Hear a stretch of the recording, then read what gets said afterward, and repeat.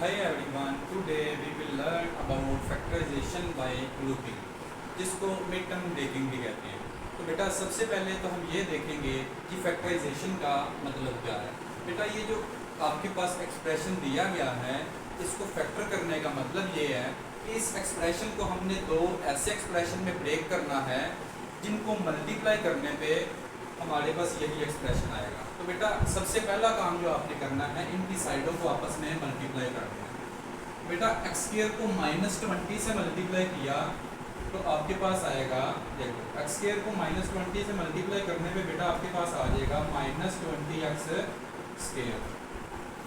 अब आपने ये देखना है कि -20 किस किस के टेबल में आता है, ठीक है जी। तो 1 20s आर 20, 2 10s आर 20, 3 के टेबल में 20 नहीं आता, 4 के टेबल में आता है 4 5 आर 20। आगे फिर 5 के टेबल में 20 आता है, तो बेटा 5 आपने पहले लिख लिया, बार बार लिखने की ज़रूरत है नहीं है। अच्छा अब देखें बेटा दरमियान में क्या है, दरमियान में है हमारे पास -x, तो दरमियान वाली टर्म को आपने लिखना है इधर, -x इधर भी, -x इधर भी, -x इधर भी। अब बेटा गौर करना है, इनकी साइडों को ज़रब देने के बाद हमारे पास यहाँ अलामत आ गई है माइनस की, हमारे पास साइन क्या आ गया है माइनस का। तो जब भी इनकी साइडों को मल्टीप्लाई करने के बाद साइन आ गया यहाँ माइनस का, तो जो भी इनके पेयर बनेंगे, फैक्टर बनेंगे, उनके साइन क्या होंगे, डिफरेंट। अब हर पेयर में एक बड़ा है, एक क्या है छोटा, एक नंबर बड़ा है, एक क्या है छोटा, एक बड़ा है, एक क्या है छोटा। तो बड़े का साइन वो होगा जो साइन उसके सामने होगा, होंगे डिफरेंट। डिफरेंट कब होंगे बेटा, जब इधर माइनस आएगा तो इनके साइन क्या होंगे, डिफरेंट। लेकिन बड़े वाले का साइन वो होगा जो साइन उसके सामने है, यानी सामने माइनस है, बड़े के साथ माइनस और छोटे के साथ प्लस, माइनस प्लस, होंगे डिफरेंट बेटा। अब गौर करना है, 1 -20 बेटा -19 आता है, -1 नहीं आता। 2 -10 -8 आता है, -1 नहीं आता, यानी ये पहले दो पेयर हमारे वैलिड है नहीं है। 4 -5 -1 आता है, तो यही हमारा वैलिड पेयर है। तो जो बेस है आपने दोनों के साथ लगा देनी है, x है तो दोनों के साथ x लगा देना है, y हो तो दोनों के साथ क्या लगा देना है, y। अब बेटा देखें, एक्स स्क्वायर वैसे का वैसे ही और -20 वैसे का वैसे ही। ये जो -x है, ये -x है बेटा, इसकी जगह हम लिखेंगे +4x और -5x। तो -x की जगह लिख लिया +4x -5x। अब बेटा ग्रुपिंग हो गई है, पहले दो का ग्रुप बन गया और एंड वाले दो का बन गया। अब बेटा पहली दो टर्म्स में से देखो कॉमन क्या है, x इधर भी है इधर भी है। अब बेसिस का कॉमन वो होता है जो बेस तमाम साइड में मौजूद हो, जिसकी पावर सबसे छोटी हो।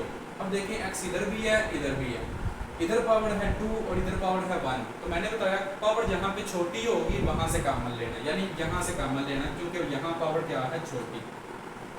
अब एक चीज़ बेटा हमेशा याद रखनी है, जो भी आपके पास कॉमन आएगा वो ईच एंड एवरी टर्म पे क्या होगा, डिवाइड।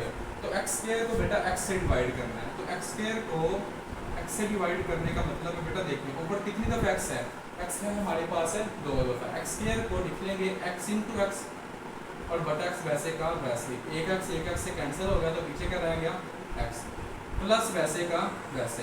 सिमिलरली आपको बताया है जो भी आपके पास कॉमन आएगा वो ईच एंड एवरी टर्म पे क्या होगा, डिवाइड। तो 4x को बेटा x से डिवाइड किया, 4x को x से डिवाइड किया तो बेटा आपके पास क्या आ जाएगा, 4। अब ये माइनस वैसे का वैसे ही। अब बेटा x तो कॉमन नहीं हो सकता, अगली दो टर्म्स में देखिए, इसमें x है इसमें x है ही नहीं, तो x कॉमन तो नहीं होगा।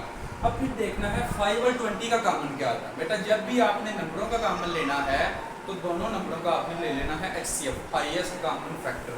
HCF लेने के लिए बेटा 5 को बाहर रख लेना है, 20 को अंदर, यानी बड़े नंबर को अंदर, छोटे को बाहर। 5 4 जार 20। तो HCF जब भी लेते हैं डिवीजन मेथड से, तो आपके पास जो भी आपका डिवाइजर होता है वही आपका क्या होता है, HCF होता है, यानी वही कॉमन होगा। तो 5 और 20 का बेटा आपके पास कॉमन क्या होगा, 5। अब बेटा आपको फिर बताया है, पहले भी बताया है कि कॉमन क्या होता है, बारी बारी सब पे डिवाइड। तो बेटा 5x को 5 से डिवाइड करेंगे तो x आ जाएगा। जैसे देखें 5x को 5 से डिवाइड किया तो 5 5 से कैंसिल हो गया, तो बेटा पीछे क्या रह गया, x, तो x लिख लिया। सिमिलरली -20 -5 से डिवाइड होगा बेटा, -20 -5 से, तो माइनस माइनस से कैंसिल हो गया, 5 4 20, तो 4 आ गया, +4। अब फिर बेटा आपके पास दो टर्म्स आ गई हैं, ठीक है जी, कितनी टर्म्स आ गई हैं, दो टर्म्स आ गई हैं, एक बार ये टर्म्स है और एक ये टर्म्स है। अब फिर इन दोनों टर्म्स में कॉमन क्या है, x+4 इधर भी है, x+4 इधर भी है, तो दोनों टर्म्स में कॉमन क्या होगा, x+4 कॉमन लिख लिया बेटा। अब अंदर क्या लिखना है बेटा, ये x इंटू x+4 में से x+4 जो है ये पहले बार लिख चुका हूँ, तो बेटा पीछे क्या रह गया आपके पास x माइनस वैसे का वैसे ही। इस टर्म में से भी मैं x+4 बार लिख चुका हूँ, तो दोबारा लिखने की जरूरत नहीं है, पीछे क्या रहेगा बेटा 5। तो यही आपका क्या है आंसर। जैसे कि आपको पहले बताया था कि फैक्टराइज करने का मतलब ये होता है कि दो एक्सप्रेशन फाइंड करने हैं, तो वो हमने फाइंड कर लिए। अब आप इनको मल्टीप्लाई करके चेक कर सकते हैं कि यही हमारा क्या होगा, आंसर होगा। इनको मल्टीप्लाई करने पे दोबारा यही आ जाएगा, ठीक है, तो यही आपका क्या होगा आंसर। तो बेटा उम्मीद करता हूँ आपको इस क्वेश्चन की समझ आ गई होगी, ठीक है जी, अल्लाह हाफ़िज़।